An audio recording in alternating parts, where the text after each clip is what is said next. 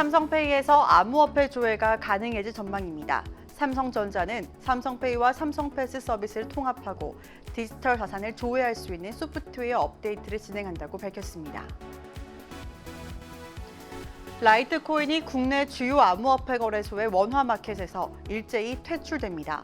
라이트코인은 지난 5월 밈블 네트워크 업그레이드에 따라서 익명의 전송 기능이 추가되며 다크코인 논란이 생긴 바 있습니다.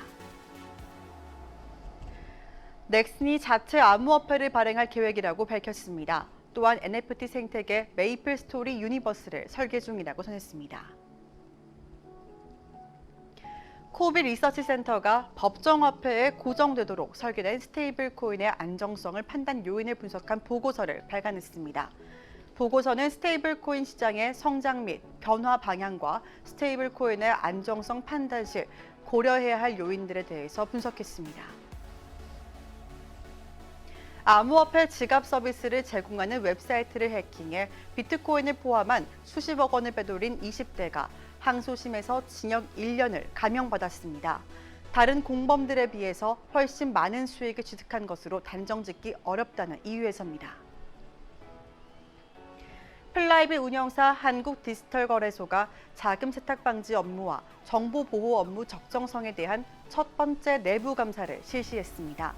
거래소들의 내부 통제 중요성이 높아지는 가운데 외부 기준에 따른 독립적인 감사를 수행했습니다.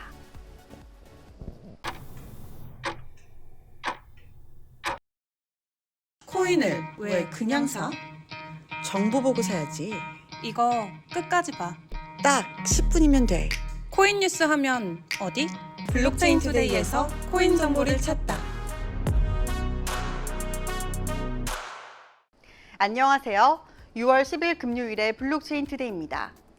암호화폐 시장이 침체를 겪는 상황에서 시가총액 10위 밖에 위치한 코인들의 비중이 갈수록 감소 추세를 보이고 있습니다. 루나 사태 이후에 이 코인에 대한 신뢰도가 전반적으로 하락해서 투자 심리가 위축됐기 때문인데요. 최근에는 현존 암호화폐 중에 수천 개가 사라질 것이라는 부정적인 전망도 함께 나오고 있습니다. 그럼 오늘 블록체인 업계 주요 소식입니다. 삼성전자의 삼성페이에서 암호화폐 조회가 가능해집니다. 삼성전자는 삼성페이와 삼성패스 서비스를 통합하고 사용자 편의성을 높여주는 각종 기능을 포함한 소프트웨어 업데이트를 순차적으로 진행한다고 밝혔는데요. 이번 업데이트를 통해서 자신의 암호화폐를 한눈에 확인할 수 있는 디지털 자산 조회 기능이 제공될 전망입니다. 이 기능은 암호화폐 거래소인 코빗과 코인원, 빗썸과 연동된 각종 암호화폐를 실시간으로 확인할 수 있도록 지원한다고 하는데요. 이외에도 집과 자동차 키로 활용할 수 있는 디지털 키, 그리고 항공권과 또 영화표 등 이런 것을 보관하고 사용할 수 있는 티켓 서비스 등이 포함됩니다. 다크코인 논란이 있던 라이트코인이 국내 주요 암호화폐 거래소의 원화 마켓에서 일제히 퇴출됩니다. 암호화폐 거래소 업비트와 빗썸, 코인원, 코빗, 그리고 곱박스는 라이트코인의 거래 지원을 종료한다고 밝혔는데요. 라이트코인의 퇴출 이유로는 지난 5월에 라이트코인 재단에서 진행한 밈블 네트워크 업그레이드라서 익명 전송이 가능했기 때문입니다. 업그레이드로 이용자들은 라이트코인을 보낼 때 주소와 거래량의 공개 여부를 선택할 수 있는데, 하지만 이 기능은 자금 세탁의 가능성 때문에 그동안 특정 금융정보법상 위법 가능성이 있었습니다. 이에 지난 5월 23일 빗썸을 시작으로 업비트와 코인원, 코빗, 그리고 곱박스가 라이트코인을 유의 종목으로 지정한 바 있는데요. 이후 거래소 내부적으로 라이트코인의 자금 세탁 가능성을 검토한 것으로 알려졌습니다. 넥슨이 자체 암호화폐를 발행하고 NFT 생태계 메이플 스토리 유니버스 설계 계획을 공개했습니다. 그동안 블록체인 게임 시장의 진출에 대해서 미온적이었던 넥슨이 본격적으로 이 시장에 뛰어든 셈인데요. 넥슨 관계자는 넥슨이 자체 암호화폐를 개발해 발행할 계획이라면서 거래소 상장 계획도 있다고 전했습니다. 아직까지 자체적으로 체인을 만들지 아니면 다른 체인을 쓸지는 공개할 수 없지만 차후에 백서 등 관련 내용을 공개한다고 밝혔는데요. 넥슨이 블록체인 시장에 본격적으로 진출하며 활용할 지식재산권은 메이플스토리로 NFT의 중심에 생태계인 메이플스토리 유니버스를 설계 중이라고 전했습니다. 코비 리서치 센터가 법정화폐에 고정되도록 설계된 스테이블 코인의 안정성 판단 요인을 분석한 보고서를 발간했습니다. 테라 사태 이후에 스테이블 코인 안정성 점검이라는 이번 리포트를 통해서 스테이블 코인 시장의 성장과 또 변화 방향 그리고 스테이블 코인의 안정성 판단 시에 고려해야 할 요인들에 대해서 분석했는데요. 지난달 테라 USD 디패깅 사태는 스테이블 코인의 양적 성장에 비해 수요처가 한정적이거나 대량의 자금이 급격하게 이탈할 때 알고리즘이 적절한 대응을 하지 못할 경우 내외부의 충격이 악순환고리를 유발할 수 있다는 점을 시사한다고 분석했습니다. 코비 리서치 센터는 스테이블 코인의 관건은 각각의 패깅 유지 메커니즘이 문제 없이 작동할 수 있는지에 달려 있다고 봤는데요. 아울러 스테이블 코인의 안정성은 자연히 얻어지는 것이 아니며 지속적인 발전과 개선도 함께 필요하다고 지적했습니다.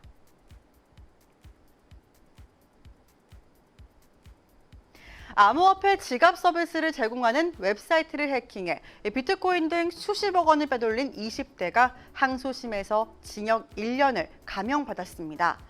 1심에서 징역 5년형을 선고받은 A씨는 양형 부당을 이유로 항소했는데요.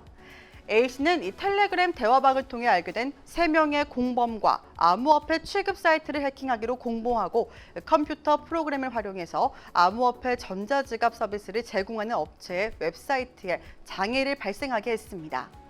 웹사이트의 보안상 허점을 파고들어 지난해 2월에는 57억 원이 넘는 암호화폐를 자신들의 전자지갑으로 빼돌렸는데요. A씨는 공범들과 나눠 가진 돈으로 고가의 외제차와 명품을 구매하거나 인터넷 도박에 탕진한 것으로 드러났습니다.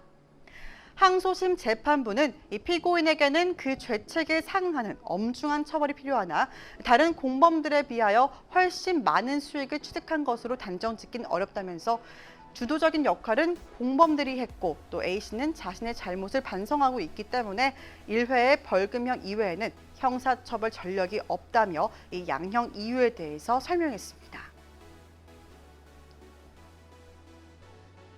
암호화폐 거래소 플라이빗의 운영사 한국디지털거래소가 암호화폐 사업자 등록과 수리 이후 자금 세탁 방지 업무와 정보보호 업무 적정성에 대한 첫 번째 내부 감사를 실시했습니다.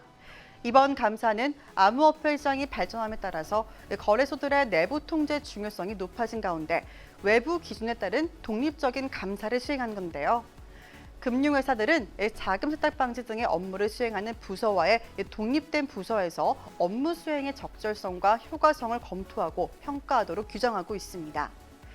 이번 내부 감사에서는 금융회사의 자금 세탁 방지 체제에 관한 금융당국의 검사 기준에 따라서 37개 점검 항목 그리고 암호화폐 사업자에 대한 은행 측의 자금 세탁 위험 평가 기준에 따라서 53개의 점검 항목을 설정하고 총 90개의 항목의 점검 리스트를 평가 대상으로 하여 감사를 수행했는데요. 플라이빗은 이번에 지적된 미흡사항을 6월 중 보완해 보다 실효성 있는 자금 세탁 방지 시스템과 정보보호 관리 체계를 구축하겠다고 밝혔습니다. 블록체인 투데이 코너 속의 코너, 코인의 코인을 무는 이야기 코코모 시간입니다.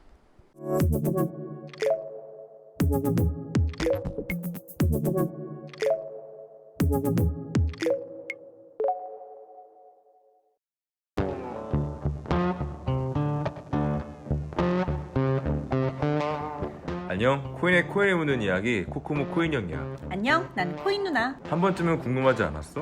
왜 가상화폐 거래소에 암호화폐를 넣는지?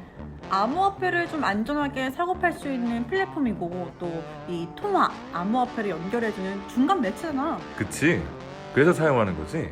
근데 만약에 투자한 돈이 한순간에 사라진다면 믿겠어? 아니? 때론 지난 2018년 12월 캐나다 최대 가상화폐 거래소였던 허드리가 CX CEO인 제러드 코트는 고아원 설립 문제로 인도를 방문했어. 근데 그가 그동안 앓고 있던 크론병과 그것과 관련된 합병증으로 갑자기 돌연사였어. 갑자기 그렇게 죽었다고? 허무하네. 좋은 일하러 갔다가. 근데 여기서부터 문제가 시작이 돼.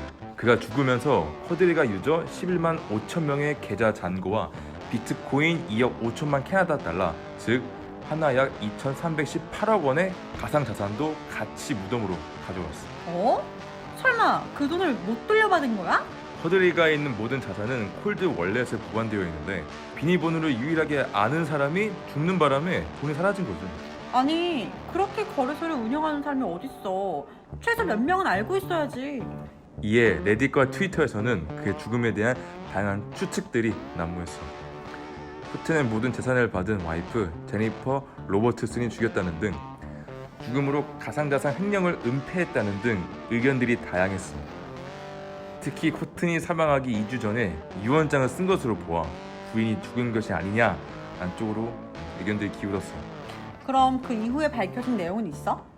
결국 2019년 커드리가 CX는 문을 결국 닫고 말아. 그럼 그렇지. 그런데 지난 2020년 6월 온타리오 증권위원회 OSC는 커드리가 CX에 대한 보고서를 발표했는데, 회사가 망한 이유는 코튼의 죽음이 아닌 그가 생전에 저지른 사기 행위로 인해 몰락했다고 발표했어. 또 다수의 매체들은 커드리가 CX의 모든 자산이 담긴 콜드 월렛에는 사실 자산이 1도 없다고 밝힌 바 있어. 그럼 사실상 제럴드 코튼의 죽음에 대해서는 밝혀진 게 아무것도 없네? 맞아. 사실상 그의 죽으면 결국 미궁으로 빠지게 돼. 심지어 넷플릭스에서도 이와 관련된 다큐멘터리를 제작했더라고. 이따 집 가서 팝콘 먹으면서 봐야지. 오늘 준비한 코코몰 여기서 끝이야. 제러드 코튼은 왜 돌연사를 했을까? 과연 투자자들의 돈은 어디 갔을까? 암호화폐 가격이 당분간은 하락세를 연출할 것이라는 어두운 전망이 나왔습니다. 시티그룹은 암호화폐 거래량과 활성 계정 수가 급속하게 감소하고 있다면서 암호화폐 시장을 떠나는 투자자들이 더 늘고 있다고 밝혔는데요. 자세한 분석은 정오의 블록체인 투데이 플러스 통해서 함께 알아보겠습니다. 그럼 소통의 시간에 함께해요. 안녕.